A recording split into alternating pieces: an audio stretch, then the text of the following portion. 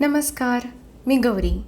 Travel vibes with गौरीच्या या व्लॉगमध्ये तुमच्या सगळ्यांचं अगदी मनापासून स्वागत करते.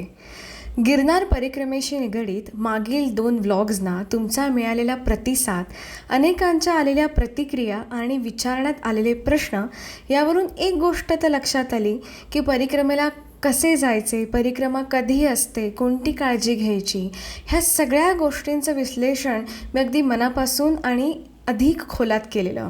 परंतु एक मुद्दा जो अतिशय महत्त्वाचा आहे परंतु राहून गेला होता, तो म्हणजे परिक्रमेच्या मार्गाचे अधिक खोलात विश्लेषण. आणि म्हणूनच या व्लॉगमध्ये आपण फक्त गिरनार परिक्रमेचा जो मार्ग आहे तो कसा असतो आणि कशा वाटा असतात, कुठे कुठला टप्पा येतो, ह्या सगळ्याची माहिती जाणून घेऊया.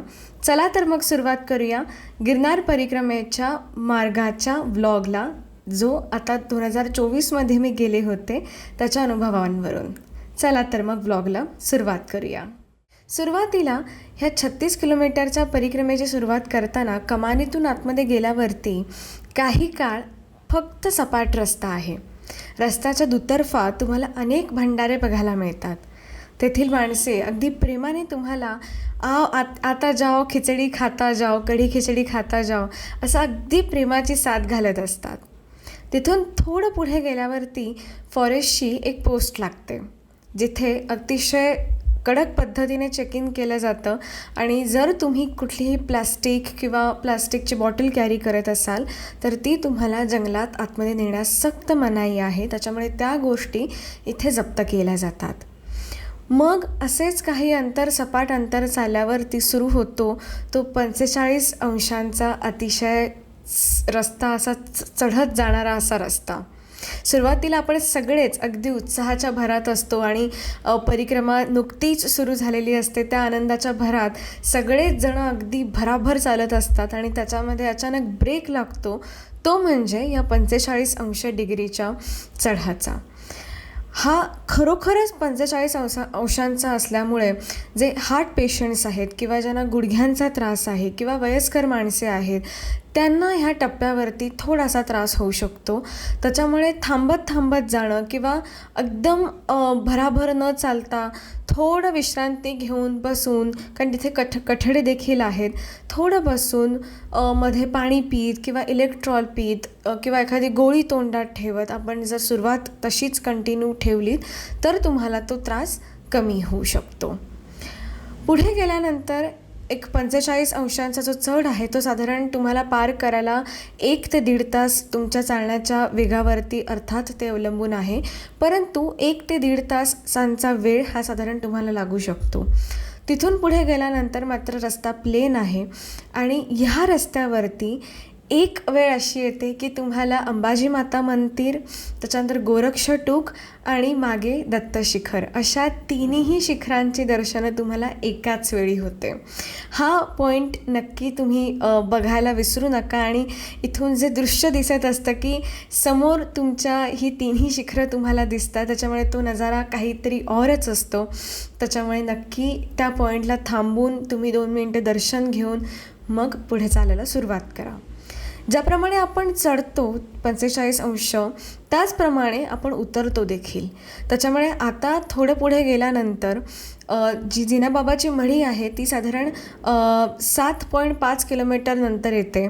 परंतु ती येण्याच्या आधी जेवढा आपण वेगात चढतो तेवढ्याच साधारण त्याच डेन्सिटीचा जो उतार आहे 45 अंशांचा तो असतो.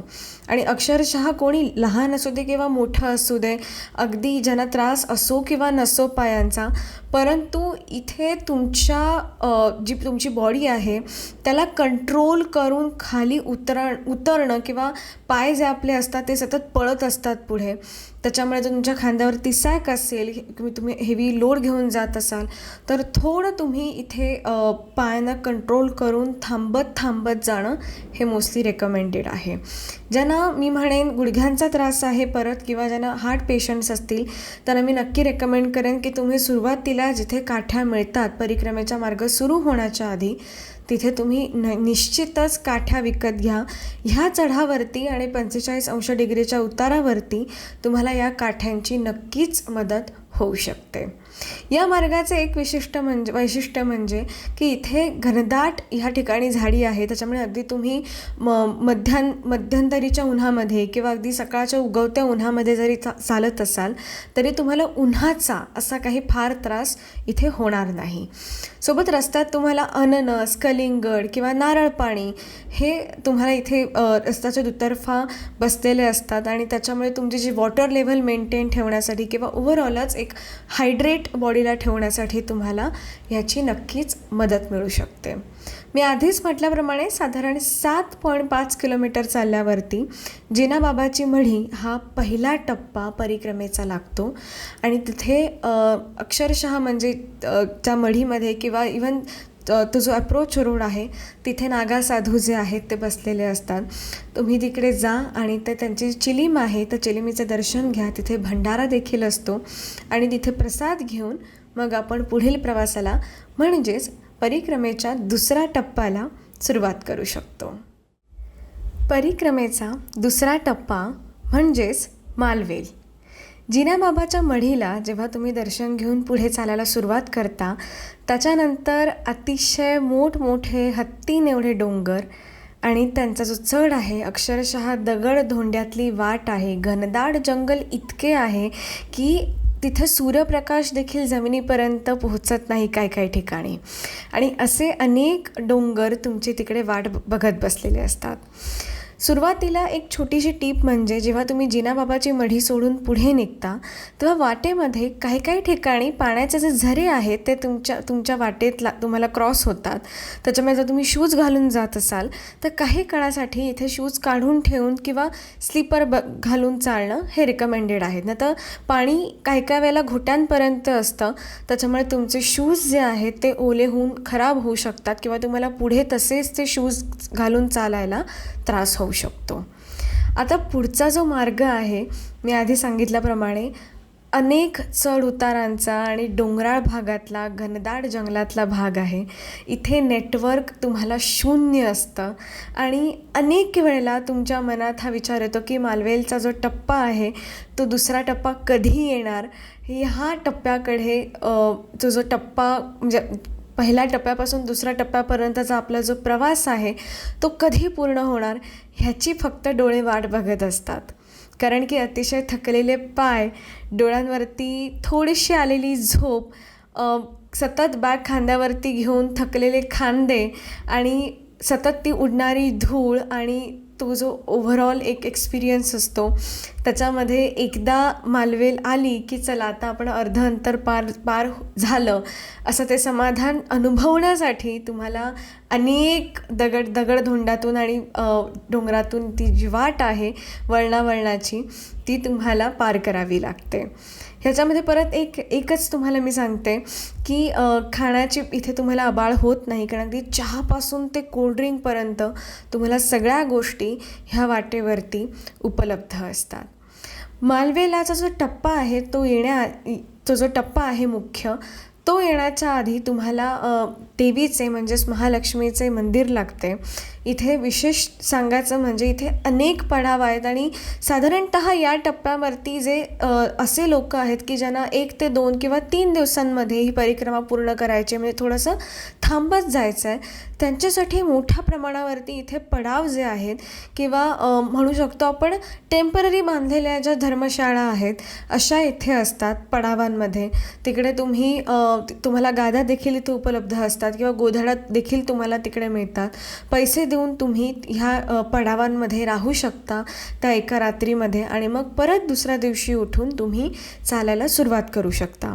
इथे भंडारे देखील आहेत किंवा काही ठिकाणी तुम्हाला अगदी पैसे देऊन सुद्धा तिकडे जेवण तुम्ही त्या ठिकाणी घेऊ शकता. सोबतच जे स्वतःहून तिथे जाऊन जेवण आतमध्ये बनवतात असेही अनेक जण. म्हणजेच सांगायचा उद्देश असा की हा एक अर्ध अंतर पार झाल्यानंतर खूप मोठी जागा आहे जिकडे आरामात बसून तुम्ही एक रेस्ट जी आहे ती घेऊ शकता. इथे देवीच्या मंदिरात मिळणारा प्रसाद देखील तुम्ही अगदी आवर्जून घ्या. इथे पाण्याची म्हणजे शुद्ध पिण्याच्या पाण्याची अतिशय चांगली अशी सोय आहे. त्याच्यामुळे पाणी जर संपलं असेल तर इथे तुम्ही परत तुमची बॉटल जी आहे ती रिफिल करू शकता.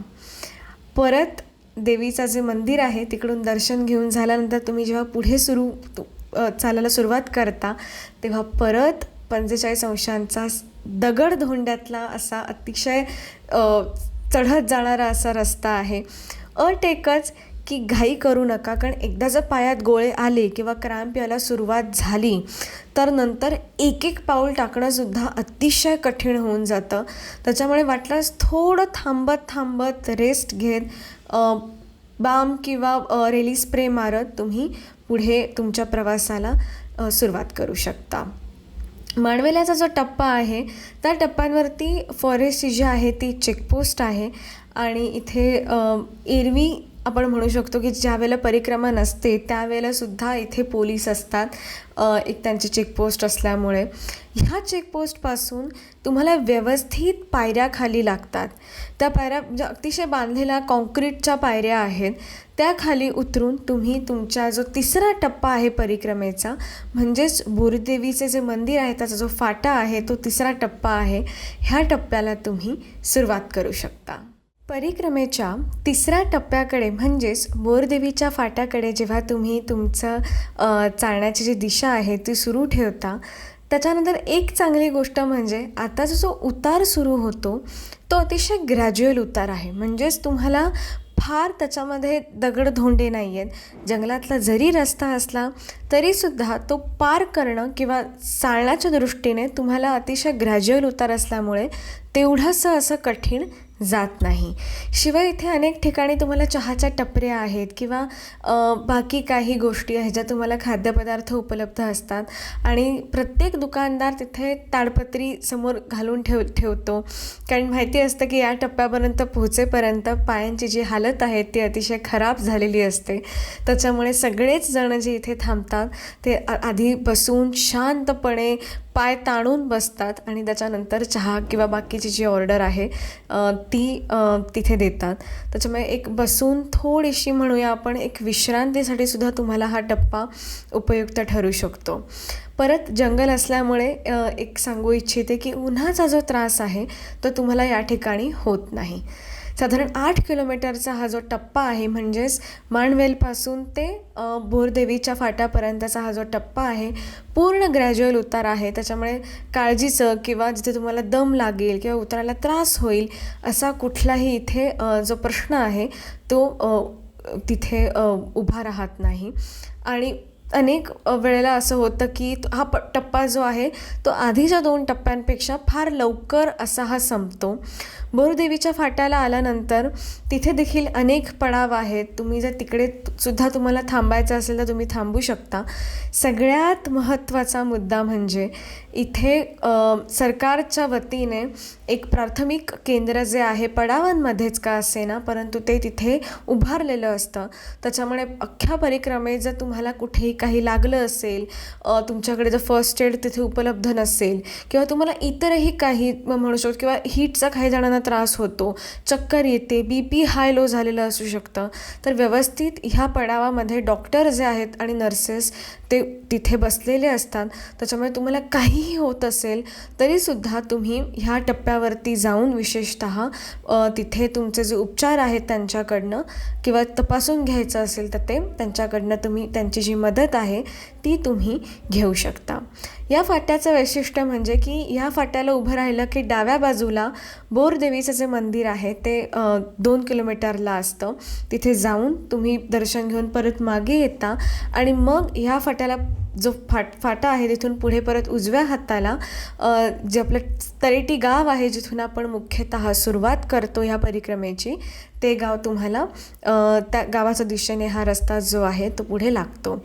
पूर्णतः इथून जो रस्ता आहे तो कॉन्क्रीटचा आहे. म्हणजे अक्षरशः बाकीच्या इतर वेळेला 4 व्हीलर असतील, ट्रक असतील किंवा फॉरेस्टच्या ज्या गाड्या असतील त्यांची देखील ये-जा जी आहे ती ह्या रस्त्यांवरती सुरू असते. परंतु हा रस्ता जरी तुम्हाला कॉन्क्रीटचा असा वाटत असला तरीसुद्धा अनेक वेळेला इथे झाडी जी आहे ती अगदी गर्द झाडी नाही आहे. त्याच्यामुळे भर उन्हातनं जर तुम्ही चालत असाल तर तुम्हाला थोडा उन्हाचा जो त्रास आहे तो होऊ शकतो. त्याच्यामुळे चेहऱ्यावरती सतत पाणी मारत राहा.